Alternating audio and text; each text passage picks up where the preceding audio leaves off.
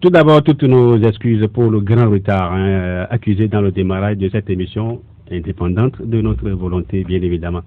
Monsieur le ministre, bonsoir et bienvenue. Bonsoir, monsieur. Bonsoir, Honoré. J'espère que vous allez bien. Plutôt bien, et vous-même? Oh, ça va également. Toujours bien.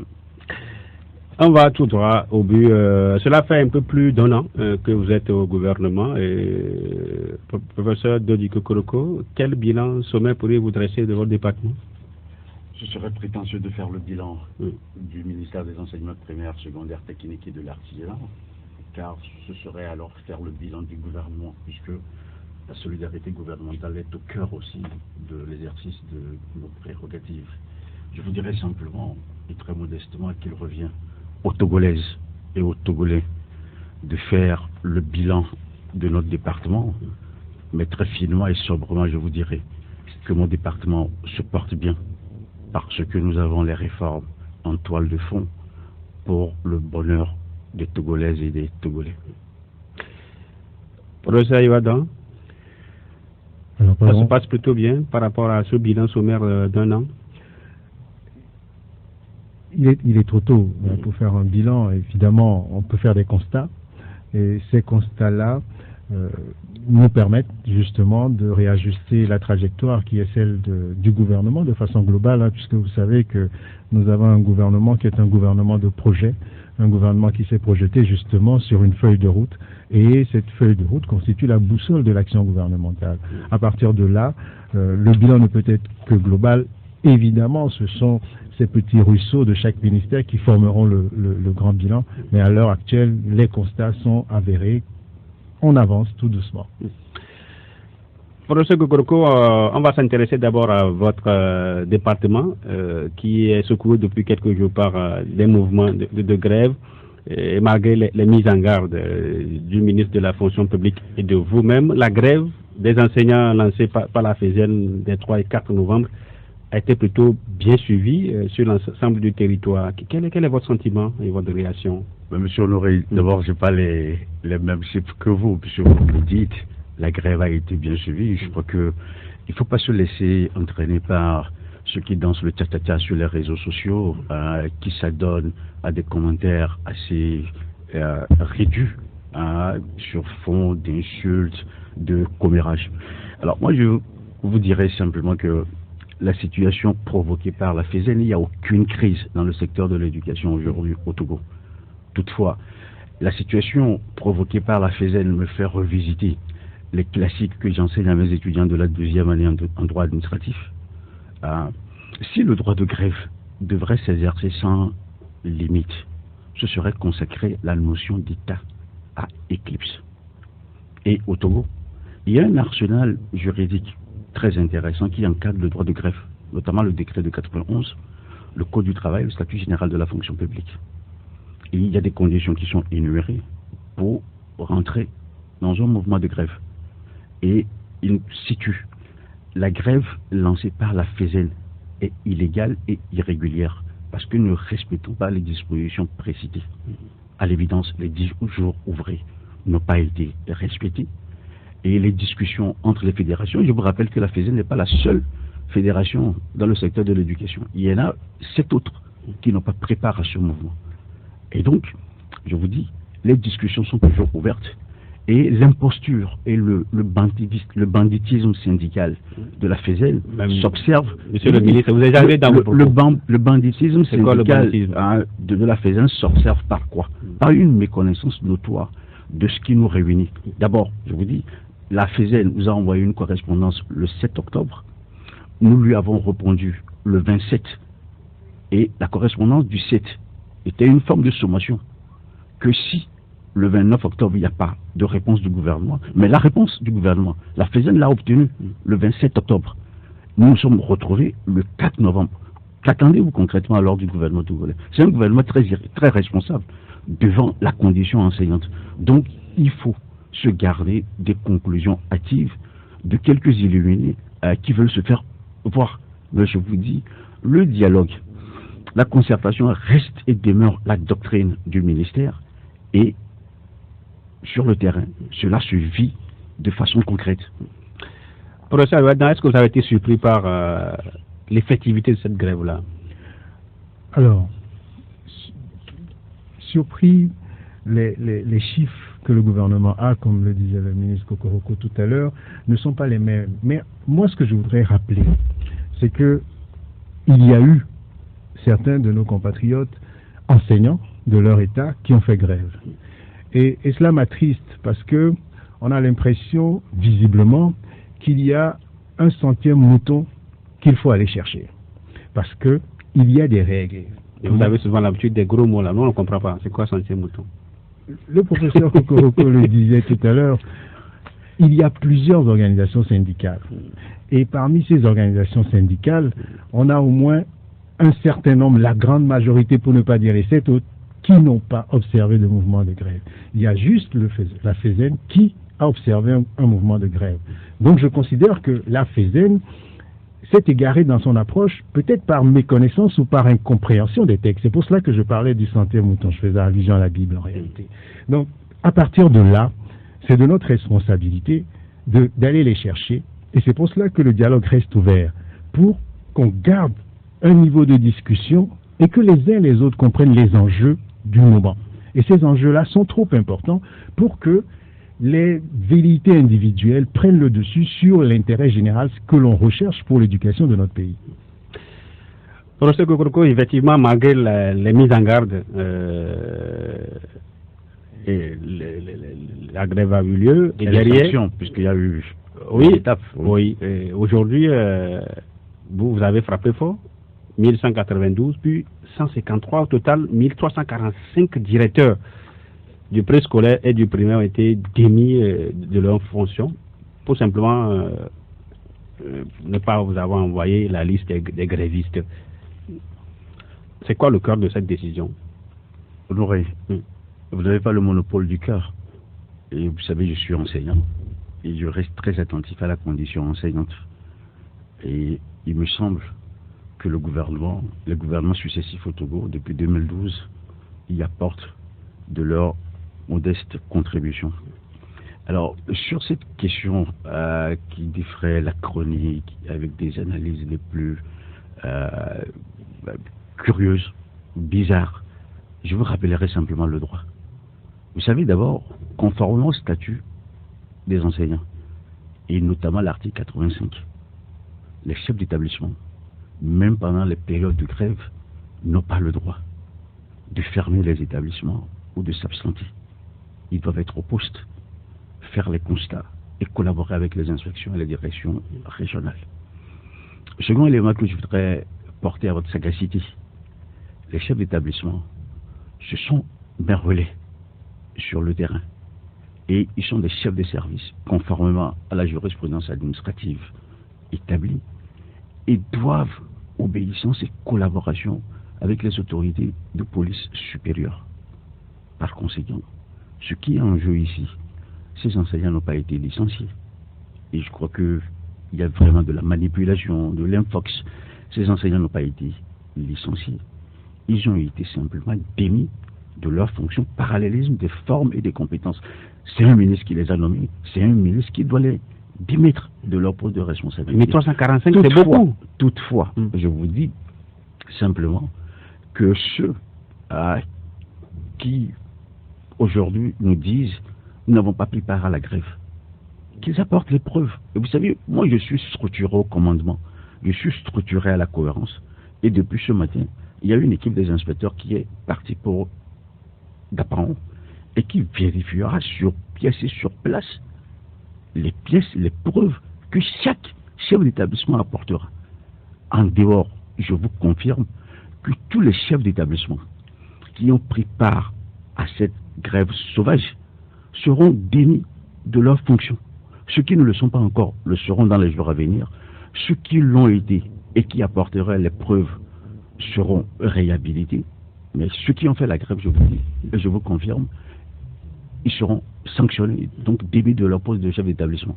C'est une cohérence administrative. Arrêtons de pleurer, de chialer toutes les fois que le droit est dit. Voilà. Mais quand vous voyez vous-même le nombre, ça ne vous inquiète pas? C'est pas impressionnant. Ils sont pas sérieux. Des chefs d'établissement, je vous dis, des chefs d'établissement ne peuvent pas faire grève. Et ça, ils maîtrisent du bout des doigts ces dispositions qui sont en vigueur, qui font leur bonheur sur d'autres situations, notamment financières, les primes. Ce sont ces tests qui les ont mis en place. Alors, pourquoi on ferait une sélection devant les obligations et les devoirs liés au métier de chef d'établissement? Donc, je crois qu'il faut sortir de nos labyrinthes, de nos insultes, de nos analyses, et voir la réalité en place. Ils ont une responsabilité, ils ont failli, et ils seront sanctionnés. Professeur Yoadan, est-ce qu'on ne voit pas que quelque part il y a un excès de pouvoir administratif dans cette décision-là? Je pense qu'il faut sortir de la passion sur ce débat-là. Il est vrai que aujourd'hui, le nombre de ces directeurs qui ont été... Moi, avec les mots, je suis très prudent. Alors, ils n'ont pas été démis de leurs fonctions, ils ont été reclassés, en vrai. Parce qu'un directeur d'établissement, d'abord, c'est un enseignant. C'est un enseignant qui, en fonction de son ancienneté, de tout ce qu'il a pu faire dans son métier, est reclassé un peu plus haut que les autres. Vous savez, l'éducation est un secteur particulier. Sinon, on aurait pu prendre des fonctionnaires d'une quelconque administration pour organiser les établissements. Quoique c'est une solution à étudier. Donc, aujourd'hui, ce qui a été réalisé, c'est tout simplement un reclassement vers le bas, pour ne pas dire un déclassement de ces directeurs-là.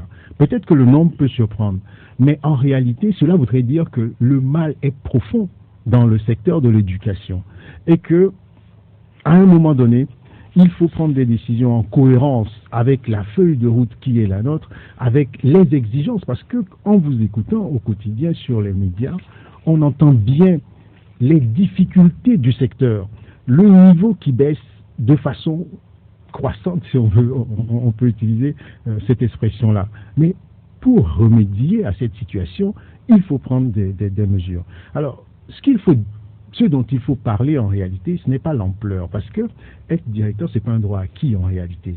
Et à partir du moment où c'est pas un droit acquis, il est possible que l'on perde son poste de directeur. Au-delà, c'est l'opportunité de la décision qu'il faut regarder. La question qu'il faut se poser objectivement, c'est est-ce que c'est utile pour l'intérêt général? Est-ce que c'est utile pour que nos enfants puissent continuer à aller à l'école sereinement et gagner les points de niveau que l'on a perdu pendant un moment? Je crois que c'est vers là que le débat doit aller. Donc il n'y a pas excès. Non, on regarde de la situation. Je vous le disais tout à l'heure, il y a des conditions à remplir pour aller en grève. Et à partir du moment où les uns et les autres ne respectent pas ces conditions, il me semble qu'il est juste que l'on aille vers le déclassement. Professeur Kokoroko, est-ce que vous avez des nouvelles de Dapan?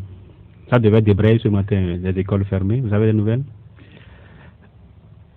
Les enseignants sont assez responsables.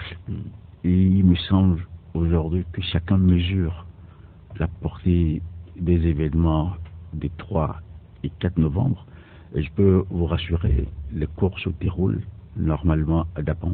Et je vous ai dit qu'il y a une mission du ministère qui est actuellement à Dapan et qui fera un travail sur place et sur pièce et on va délibérer.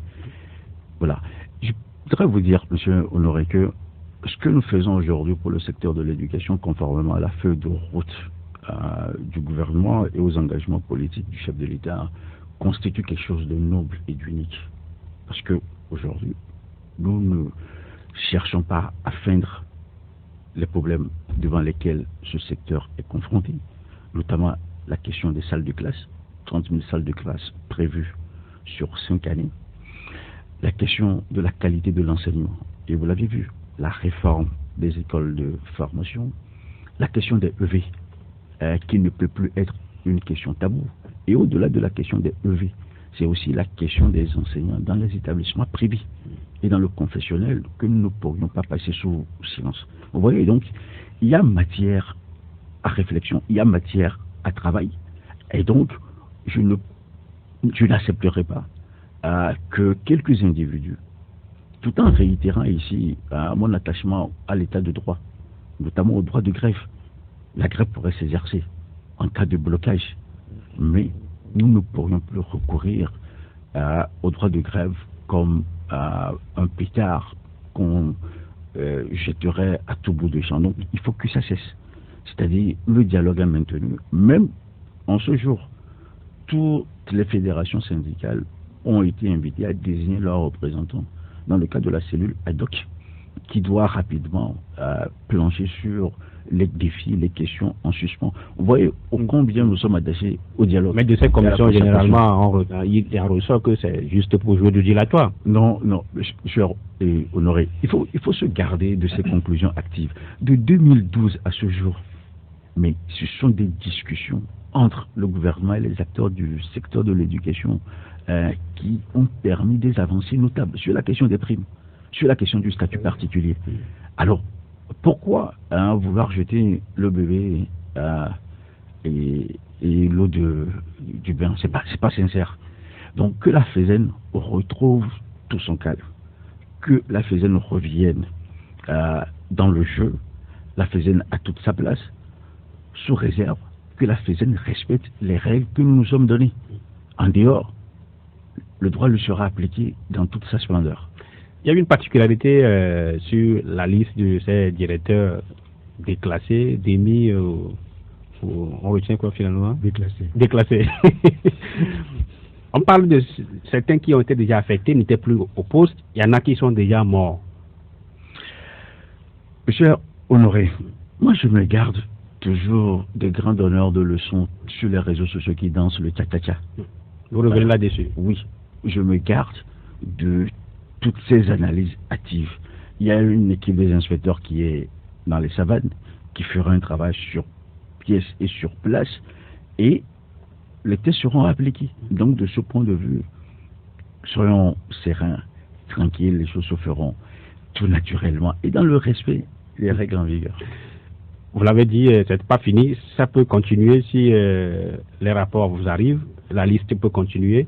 Mais est-ce que vous avez pensé un peu aux conséquences de ces nombres-là qui sont démis, qui sont déclassés, notamment la désorganisation que cela peut entraîner? Parce que quand on parle de directeur, c'est lui qui organise l'école, et du jour au lendemain, on dit, bon, allez-y, allez prendre la crêpe. C'est tellement que lui, il a perdu la main entre-temps. Est-ce que vous avez pensé à tout ça? Mais, M. Honoré, nul n'est irremplaçable dans l'administration publique. Et par rapport à ce que vous dites, c'est encore dangereux. Ah. Et je crois que l'une des mesures phares prises par le gouvernement Dogbé, c'est d'amener tous les directeurs, tous les chefs d'établissement, suivant bien entendu un plafond de salle de classe, à retrouver la craie. Je suis aujourd'hui ministre, mais je peux vous assurer que je participe à toutes les activités académiques et pédagogiques à la faculté de droit de l'université de Lomé. J'assure mes séminaires comme cela sur droit, je les prépare et j'irai échanger avec mes étudiants. Donc, j'ai pas enseignant un jour, enseignant pour la vie. Donc, ne trouvons pas des alibis, des subterfuges pour dire quel enseignant ne peut plus prendre la craie et autres. Mais non, sur la question de la désorganisation, vous savez, je vous ai dit, nul n'est irremplaçable. Le professeur Ayoadan vous a dit, être directeur, c'est la somme d'un certain nombre de qualités que l'administration met en lumière et met en œuvre en désignant tel ou tel. Donc, par conséquent, il y a d'autres lumières dans le secteur de l'éducation où, s'ils ne sont pas des lumières assez vives, on leur donnera les moyens. Mais je peux vous assurer qu'il n'y a aucune désorganisation. Et d'ailleurs, ceux à qui vous devriez adresser les leçons de désorganisation, c'est ceux-là qui méconnaissent les obligations qui sont les leurs. Je vous dis, quand un chef d'établissement, en méconnaissant des dispositions en vigueur, se met à fermer des établissements, c'est un irresponsable. Et il ne mérite plus d'être chef d'établissement. Sans ça, je suis très sincère avec vous, parce que je vous sais très attaché au droit, à l'ordre et à la liberté. Avant de revenir vers vous, professeur Kokoroko, nous allons nous intéresser un peu au ministère de la Communication, l'occasion fait le larron. Professeur Ayoadan, quels sont les principaux chantiers pour nous? Vos chantiers sont divers et multiples, ils sont le quotidien, n'est-ce pas, du ministère. Vous savez, nous avons évidemment en charge les médias publics et puis les médias privés dans nos relations. Et au niveau des médias publics, il y a un travail fondamental qui est en train de se réaliser en termes de restructuration. Vous savez, on le dit aussi, la forme commande le fond et vice-versa. Aujourd'hui, le travail qui est en train d'être fait, c'est d'abord de réorganiser les différentes structures en transformant par exemple les médias d'État en médias de service public à travers la mise en place de l'office de radio-télédiffusion. Les textes sont en train d'être établis et en créant une structure de télédiffusion qui va gérer les infrastructures. Mais en marge de cela, il y a une somme de formation qui est aujourd'hui en place pour relever le niveau des différents acteurs du secteur et aussi une emphase importante qui est mise sur l'intérieur du pays à travers les ATOP, ce qu'on appelle Agence togolaise de presse. L'ambition du gouvernement, c'est de faire de ces agences-là de véritables points de transit de l'information venant de nos terres. Parce que bien souvent, l'on a l'impression que notre pays s'arrête à Lomé. Mais en vrai, notre pays s'étend jusqu'à Saint-Cassé et les réussites de l'intérieur, les difficultés de l'intérieur gagnent à être connues de tous. Et nous avons de belles campagnes, de belles villes à vendre également. Et les ATOP sont en train d'être formés en journalistes, reporters d'images pour pouvoir faire parvenir toutes ces informations. Il y a aussi un travail de mutualisation, en fin de compte, qui est mis en branle au niveau du ministère pour organiser au mieux la communication publique. C'est un travail qui est en train d'être réalisé. Les résultats seront visibles ou sont visibles, on le verra le moment venu. Dans l'organisation de la grève, le professeur Kokorko parlait tout à l'heure des réseaux sociaux qui ont diffusé, certains qui jouent au tcha-tcha sur les réseaux sociaux. Ils dansent. Dans tcha-tcha des réseaux sociaux. Oui. Bon, mais ces réseaux sociaux doivent être réglementés. Vous en avez parlé entre-temps. Quel est le point aujourd'hui quand on parle de ces réseaux sociaux, particulièrement les fake news? En vrai, on n'est plus au stade de la réglementation. Il y a des règles qui existent et qui sont des règles propres à sanctionner ce type de comportement que l'on observe malheureusement un peu trop dans nos contrées. Aujourd'hui, il est très facile pour les uns et les autres, cachés derrière un téléphone, de diffuser des fausses nouvelles, de construire un argumentaire complètement diffamatoire et de le diffuser à travers les autres. Donc, il y a un arsenal législatif dans notre pays qui permet de contrer ce type de comportement. La grande difficulté, c'est dans la recherche et puis finalement dans l'identification de ces personnes-là. Mais nous avons une agence de lutte contre la cybercriminalité qui est mise en place et qui se renforce tout doucement. Nous avons des procédures qui sont également mises en place pour pouvoir identifier ces personnes. On a déjà des résultats là-dessus. Mais bon, ce qui est sûr, c'est que nous ne sommes plus à la phase de réglementation de cette situation. On a un arsenal législatif qui permet de réglementer. Au fond, moi, là aussi, on est un peu triste de voir qu'un outil qui peut être la base pour la recherche, ne serait-ce que de la connaissance, pour la diffusion de cette connaissance, des choses qui nous font grandir, servent finalement à dénigrer, à diffamer, à injurier, etc. C'est dommage parce que on a mieux à faire avec les réseaux sociaux que cela. Toujours dans le secteur de la communication, vous voyez ces derniers temps des sanctions du côté de la hack sur certains médias jugés surtout critiques. Vous, en tant que ministre de la communication, quel regard portez-vous sur cette différentes sanctions, 4 mois, 6 mois, 2 mois? Vous savez, il faut faire la part des choses. Souvent, dans ces situations-là, on interpelle le ministre. Il faut regarder la hiérarchie protocolaire.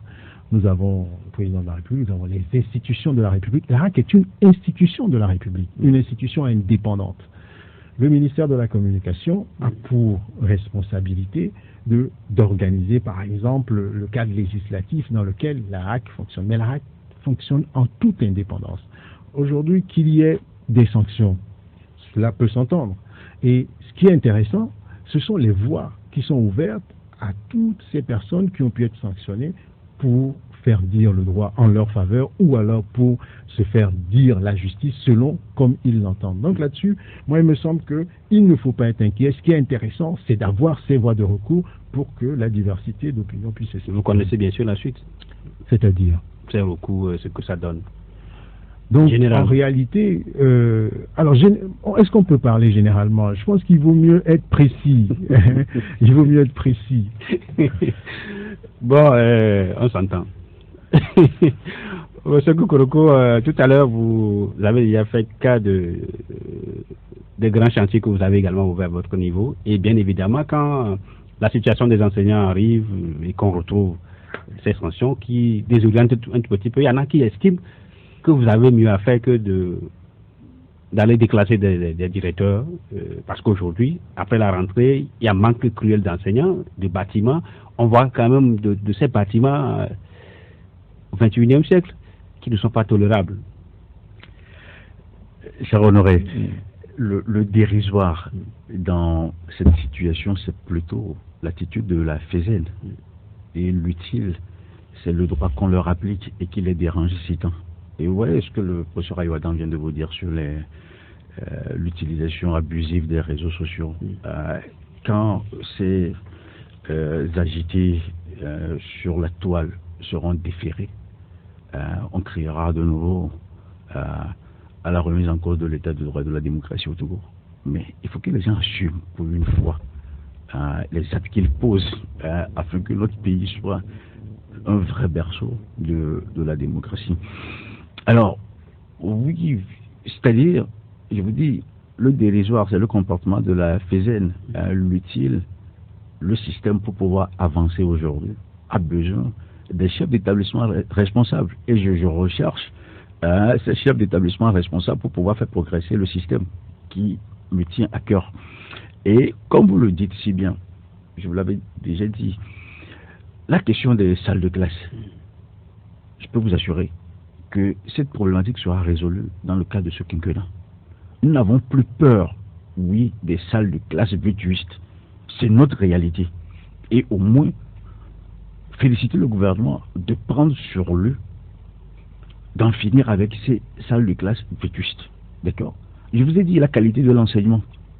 Et si on a des chefs d'établissement irresponsables, nous n'arriverons jamais à atteindre la qualité de l'enseignement. Donc, il nous faut d'abord des chefs d'établissement responsables, parce que c'est ceux-là qui vérifieront si les charges statutaires des enseignants ont été effectuées, si les périmètres pédagogiques que nous avons mis en place au titre de cette rentrée fonctionnent à merveille, de nature à pouvoir faire un maillage territorial de notre territoire. Parce que c'est pas aussi normal que certains élèves n'aient pas des profs de maths, de SVT et autres. Il y en a beaucoup. Il y en a. Mais donc, voilà ce que nous essayons d'apporter comme correctif. Quoique, on aura à dire, mais laissez cette expérience se faire à travers les périmètres pédagogiques. Et nous avons beaucoup avancé. Aujourd'hui, ceux qui hier sont enseignants et qui sont dans un établissement qui n'ont pas la complétude de leur charge statutaire, aujourd'hui, les tests de la République les obligent à aller les compléter dans d'autres établissements ou à pouvoir mailler d'autres établissements qui sont dans les environs. Moi, je comprends que des gens qui étaient hier dans leur confort soient aujourd'hui amenés à sortir de ce confort. Je comprends leur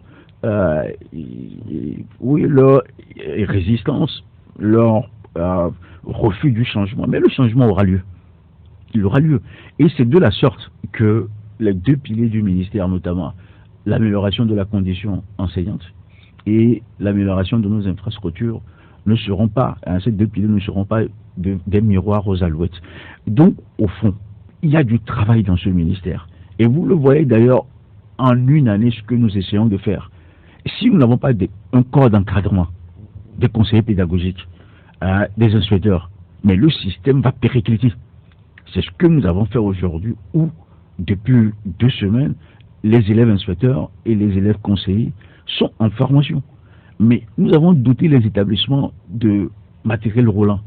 Mais c'est quoi pour vous? C'est du concret. Voilà un gouvernement qui est à la tâche hein, et qui veut améliorer la condition de ceux qui forment vos enfants, nos enfants. Je vous ai dit la question des EV. Est-ce que vous trouvez normal que l'argent public, hein, puisse payer des EV là où des enseignants qui doivent faire leur charge statutaire ne l'assument pas? Donc, il faut sous-peser. Hein, il faut aller à la réalité et pouvoir se dire, vous, en tant qu'enseignant, vous devez faire l'intégralité de votre charge statutaire et on verra le nombre d'EV qui fera l'appoint. Et ça, c'est pas trop demander aux gens, c'est pas des sanctions, c'est pas la politique du bâton, mais c'est la politique de la cohérence, c'est la politique des résultats, c'est la politique au service de l'intérêt général et du bonheur de Togolais. Vous n'avez pas envie d'être heureux, vous ne voudrez pas que vos enfants soient scolarisés ici et réussissent brillamment. D'ailleurs, sur les fakes qui circulent sur les réseaux sociaux, j'ai même appris que j'aurais eu mon bac au Bénin. Mais c'est des banalités. Moi, je suis un pur produit de l'école publique du Togo. Vous savez, j'ai fait l'école publique de Sojipi. Zokaleba? Oui, Zokaleba, Toti après. Vous connaissez l'école d'État aujourd'hui? Oui. J'ai fait le CEG. J'ai fait le lycée du 2 février à Gbalepédo. J'ai fait mon université à Lomé. De quoi parle-t-on concrètement? Si les gens n'ont rien à dire, il ferait mieux de se taire et de laisser ceux qui ont encore des idées pour se prononcer sur les politiques publiques éducatives. Je vous ai dit que l'éducation est un bien trop précieux pour être laissé à des plaisantins qui sont derrière leur clavier et qui envoient des banalités de mauvais sens. C'est pas bien. En clair, je voudrais ajouter quelque chose. Tout à l'heure, je disais que nos relations avec les médias privés sont au bon fixe, de façon générale, mais je voudrais relever un biais.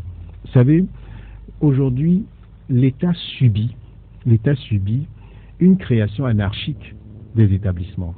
Il n'est pas faux de le relever. Lorsque vous avez dans un village des habitants animés de bonne foi, soit dit en passant, qui décident de créer un établissement sans en référer au ministère de tutelle, en s'appuyant sur l'argument selon lequel l'établissement le plus proche est trop éloigné du village. Ils créent. Et après, ils imposent à l'État la reconnaissance. Pendant ce laps de temps-là, cet établissement, il est construit comment? Il est construit en bambou, et des photos vont circuler. On dira que l'État, dans cet état-là, il y a des établissements vétus. Je ne dis pas qu'il n'y a pas d'autres établissements vétus. Mais aujourd'hui, c'est ce que l'on subit. Les écoles, établissements d'initiative locale notamment, qui, par ailleurs, peuvent venir régler un problème. Mais la solution, elle existe. Il y a une carte scolaire qui est en train d'être établie pour pallier ces décalages que l'on peut avoir dans la répartition des établissements et pour faciliter finalement le déplacement des différents élèves vers les établissements. Donc, il y a une situation de fait qu'il ne faut pas perdre de vue, mais il est très important aussi d'éviter les biais communicationnels qui circulent notamment sur les réseaux sociaux. Voilà ce que je voulais rajouter. Professeur Kogorko, vous rassurez que les bâtiments seront au palais de quinquennat, vous êtes ministre, on ne sait pas combien de temps vous ferez là-bas. Est-ce qu'il y a déjà quelque chose de concret pour que très rapidement on puisse résorber un tant soit peu ces soucis de bâtiments scolaires?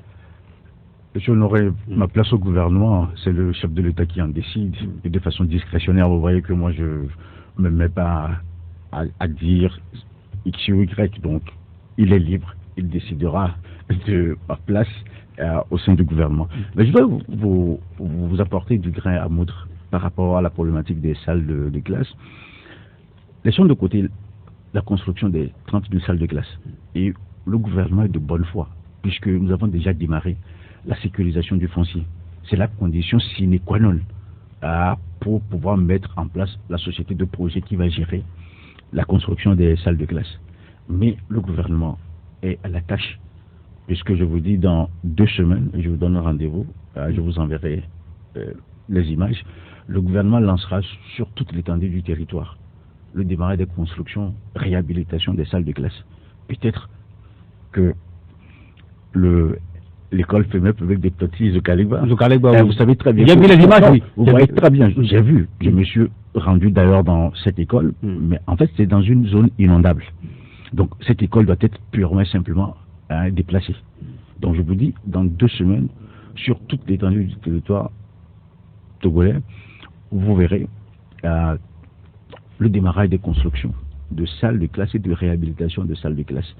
Et en dehors, et ça je vous ai dit, c'est en dehors des 30 000 salles de classe promises par le gouvernement dont le processus est aussi en cours. Et sur les différents projets que le ministère pilote, notamment le PACET ou le PACEB, nous devions également accélérer les constructions, le choix des sites et la construction d'au moins 1200 salles de classe. Donc voilà un gouvernement à la tâche qui démontre qu'il n'est pas aux abonnés ou qui n'est pas abonné au bavardage stérile, mais à des actions de nature à impacter le quotidien des Togolais. La question de pénurie d'enseignants. C'est vrai, il y a eu un concours, les résultats ont été donnés récemment, mais toujours est-il que le problème est encore réel sur le terrain. Oui, vous savez, sur cette question également, il faut que les gens arrêtent de jouer au surpris. C'est pas une question qui tombe du ciel, c'est pas une réalité que nous vivons aujourd'hui. Il faut y trouver une solution. Voilà. Je connais des établissements, ça fait plus d'un mois que la rentrée a commencé. Non. Ils n'ont pas de prof de physique, ils n'ont pas de prof de maths. Mais tous iront à l'examen à la fin de l'année. Je vous ai dit, le gouvernement est à la tâche. D'abord, la réforme des ENI et des ENES devrait ou participe de cette démocratisation de l'accès à la fonction enseignante. Et il nous faut de bons enseignants. D'accord?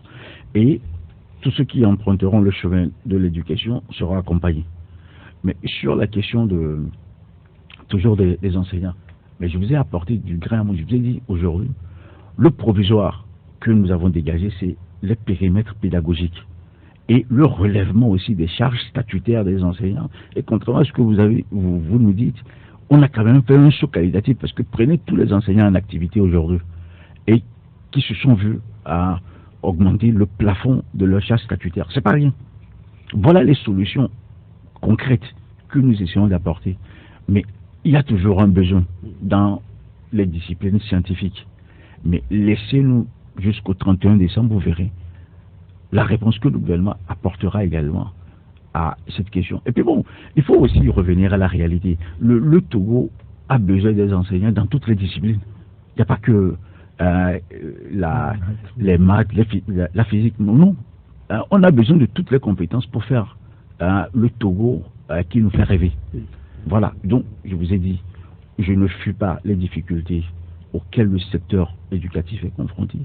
Mais nous y arriverons, mais je vous rassure que ce n'est pas en maintenant les EV et en les payant au lance-pierre que nous serions en train de résoudre le problème de la qualité de l'enseignement et de la place des enseignants dans ce secteur. En tout cas, et je peux vous assurer, vous le voyez, vous le vivez, chaque jour, nous faisons des sauts qualitatifs. S'agissant des EV, ils sont encore plus de 10 000 sur le terrain. Est-ce que c'est surprenant, en fait? Je pense qu'il ne faut pas jouer à la Vierge effarouchée devant la situation, parce qu'en vérité, nous ne cesserons d'avoir des problèmes d'enseignants. Je ne pense pas que le problème puisse être résolu d'un coup de baguette magique. Aujourd'hui, il y a une première expérience qui est lancée, avec plusieurs paliers: relèvement des charges, périmètre pédagogique, un suivi. Il faut un peu de temps pour évaluer l'efficacité du remède qui est proposé. Donc, c'est sûr, il y aura toujours des difficultés ici et là, mais le gouvernement ne se cache pas devant ces difficultés. Tous les établissements, même moi je peux vous montrer encore des établissements où il est indiqué qu'il manque tel enseignant, tel autre enseignant, tel enseignant. Il y a une structure qui recense le tout pour permettre au ministère de pouvoir agir de façon précise sur les demandes. Tous les jours, les discussions sont en cours pour trouver les meilleurs mécanismes pour pouvoir doter les différentes localités d'enseignants. Vous imaginez bien, pourquoi un enseignant ne va pas aujourd'hui à Saint-Cassé pour aller enseigner les maths? Il vous dira que d'abord c'est très loin de Lomé, etc. Les commodités ne sont pas proches. Alors, qu'est-ce qu'on fait? Est-ce qu'on lui propose un surcroît de salaire pour qu'il y aille? La question est sur la table. Peut-être qu'en lui proposant un surcroît de salaire, il ira, mais les autres enseignants s'interrogeront, y a-t-il pas rupture d'égalité? Donc à un moment donné, il y a des tabous, il y a des situations qu'il faudra mettre sur la table et pouvoir les ouvrir à la discussion pour aller vers des solutions. C'est la raison pour laquelle le gouvernement ne manque pas de dire que le dialogue est ouvert pour continuer à trouver ensemble les solutions. Vous savez, le gouvernement d'ailleurs a pris une décision courageuse. C'est la suspension de la création et de la transformation des établissements d'initiative locale. Mais ça fait sens. Parce que si on n'avait pas pris cette décision, il y aura l'effet à prolonger, notamment le manque d'enseignants. Parce que vous reconnaissez des établissements sans avoir de prise sur le personnel enseignant. C'est inacceptable. Voilà notre héritage qui nous revient aujourd'hui à la figure. Et ne faisons pas la politique de l'autruche. Il vaut mieux fendre l'armure, affronter ces problèmes, trouver des solutions au cas par cas, et non même pas des solutions conjoncturelles, mais des solutions structurantes pour l'efficacité du système éducatif. Vous pensez que l'école togolaise a un avenir aujourd'hui? Et s'il n'a pas d'avenir, je ne serai pas ministre des enseignements primaires, secondaires, techniques et de l'artisanat. Ça voudrait dire que l'école est au cœur de l'agenda politique. L'école est notre avenir. L'école est le meilleur ascenseur social qui existe sur Terre. Moi, lui, on ne serait pas là s'il n'y avait pas l'école, y compris vous. Donc, magnifions l'école, célébrons l'école et donnons à l'école les moyens pour que nos enfants soient demain les meilleurs. Voilà.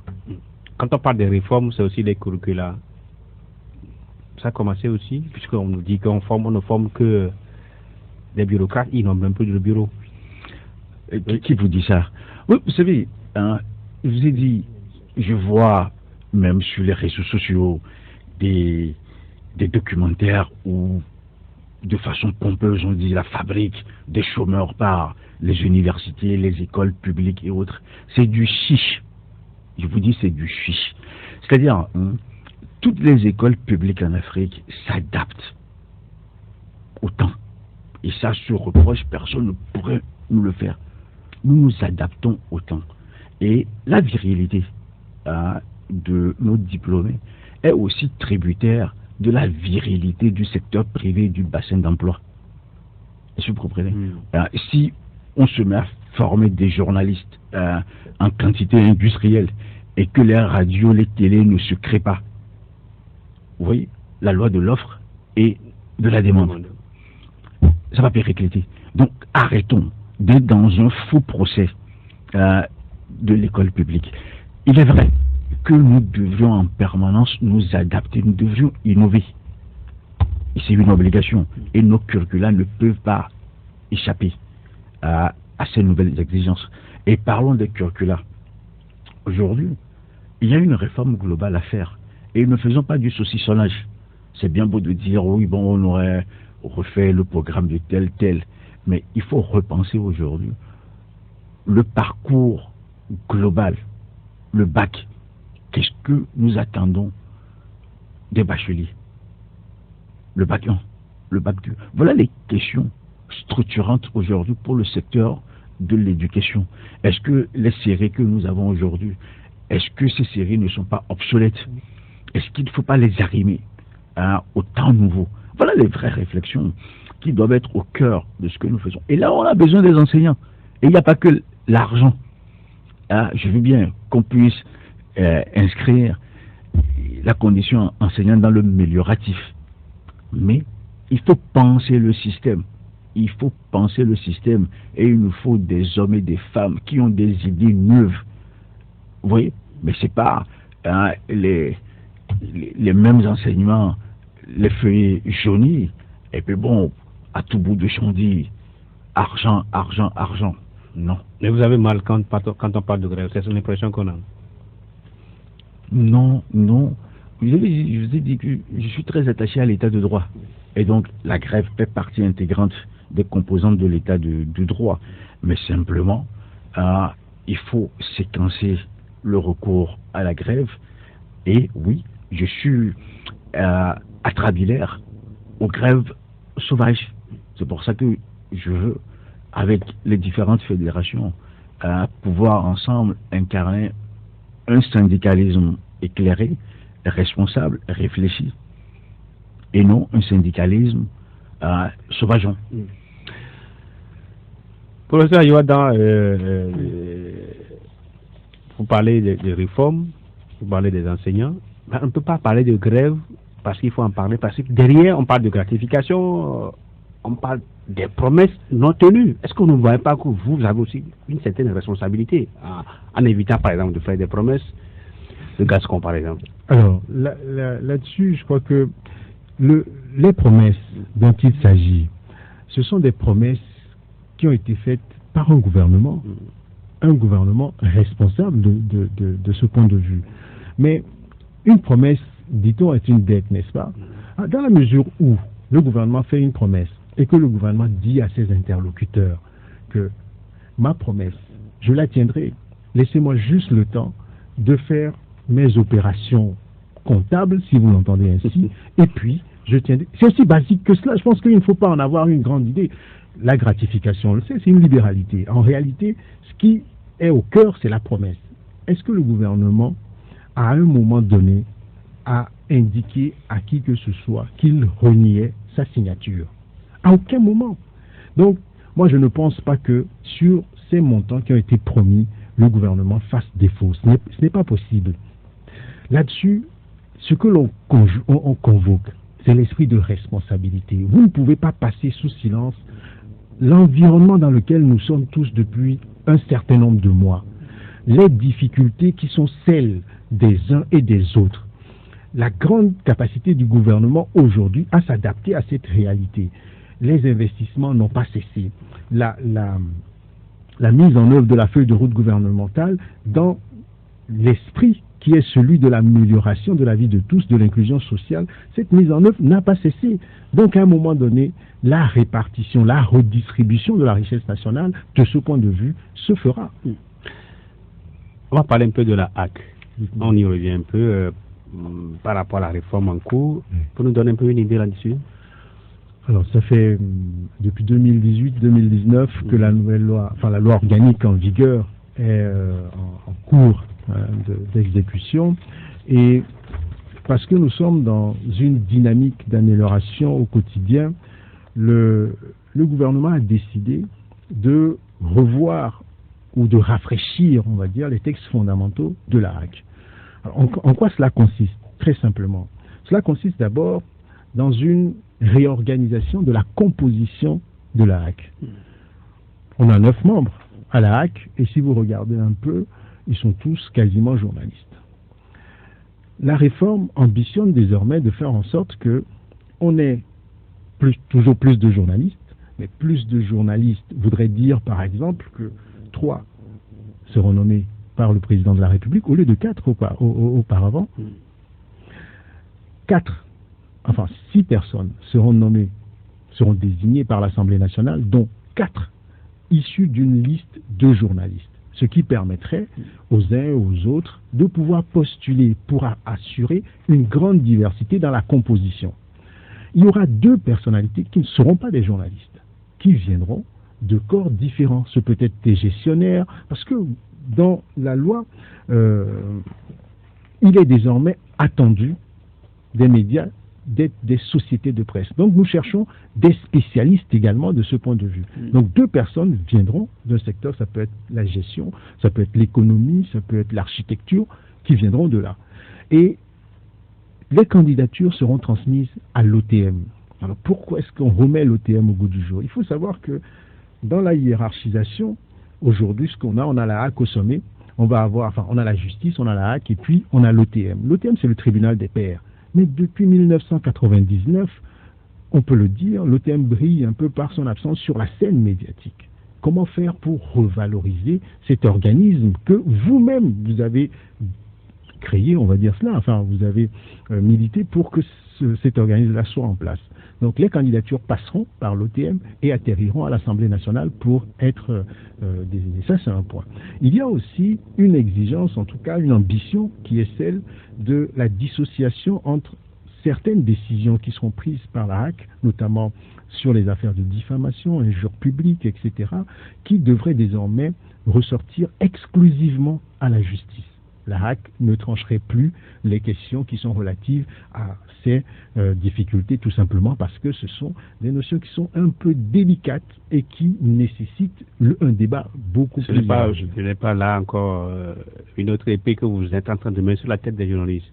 C'est-à-dire, alors, lorsqu'on parle d'injure, la définition même que l'on va avoir de l'injure n'est pas homogène. Chacun a sa définition. Donc, il vaut mieux mettre des spécialistes face à face, c'est-à-dire des journalistes avec leurs conseils et la personne qui considère être injuriée avec son conseil et un juge.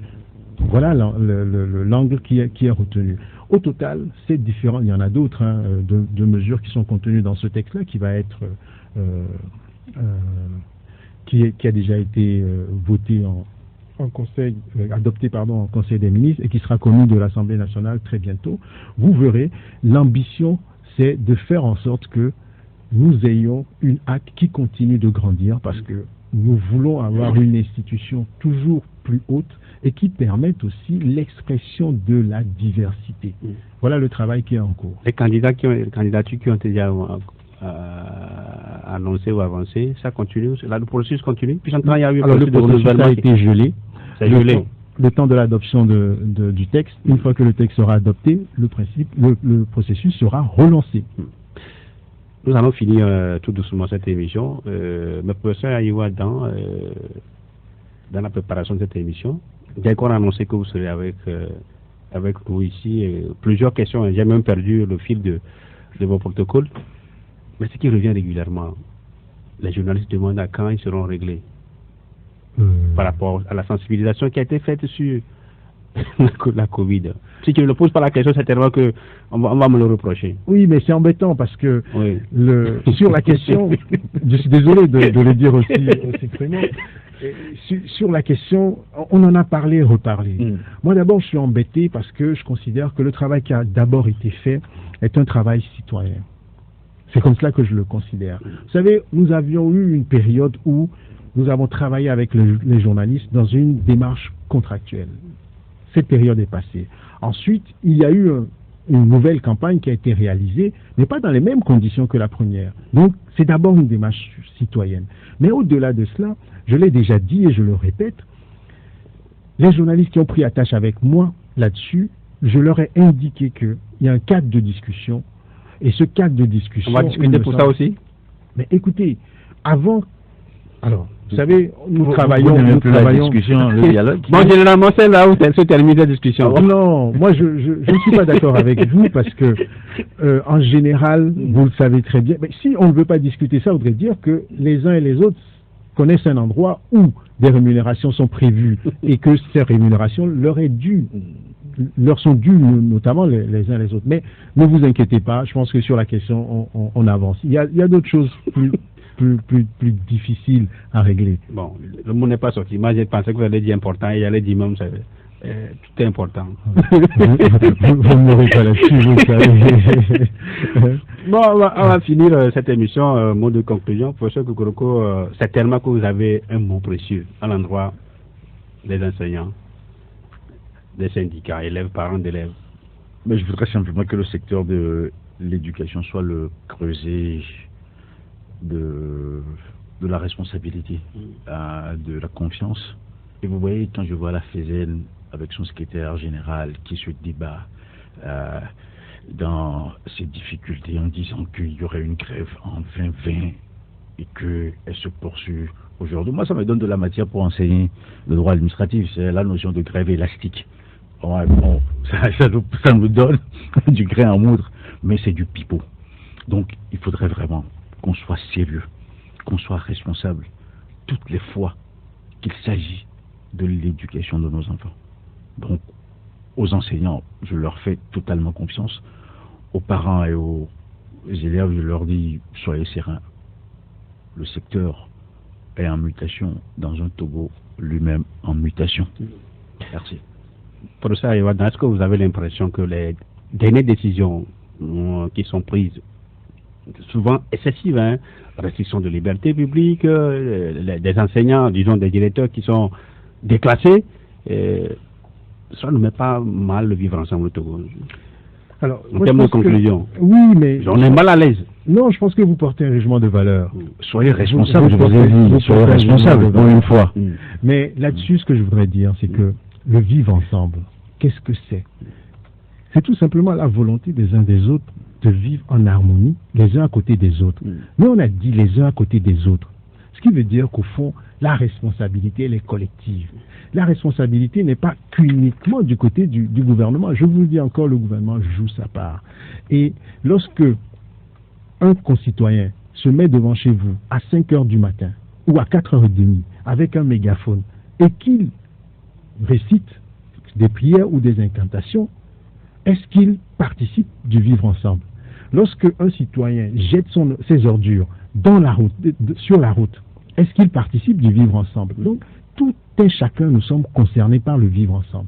La responsabilité du gouvernement, c'est de faire en sorte que des notions comme la solidarité, l'empathie, l'enthousiasme collectif soient au cœur de l'action. Et cela, on le vérifie au jour le jour. Ce matin, je vais faire un petit excursus. Ce matin, j'ai entendu sur une radio que l'on expérimentait les cuisines centrales, en gros les cantines scolaires dans un pays voisin. J'ai été surpris. Parce que nous, ça fait déjà des années que les cantines scolaires sont expérimentées ou enfin sont pratiquées dans notre pays et que nous banalisons ces avancées. L'assurance maladie universelle, qui va être expérimentée dans un pays voisin, on l'a annoncé à corps et à cri. La loi est votée et promulguée dans notre pays. C'est de la solidarité.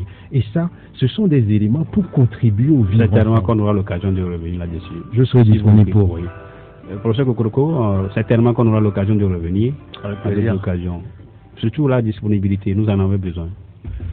Vous ne nous prenez pas en défaut là-dessus. D'accord. Merci beaucoup les spécialistes, c'est bien terminé. Nous étions ensemble avec le professeur Dodi Kamel Kokoroko. Il est ministre des enseignements primaires, secondaires, techniques et de l'artisanat. Et professeur Akoda Ayiwadan, ministre de la communication et des médias, porte-parole du gouvernement.